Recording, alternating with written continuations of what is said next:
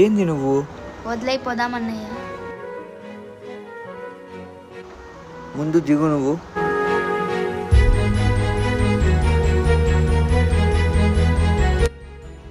ఏరా మీ ఇంట్లో అక్క చెల్లి లేరా?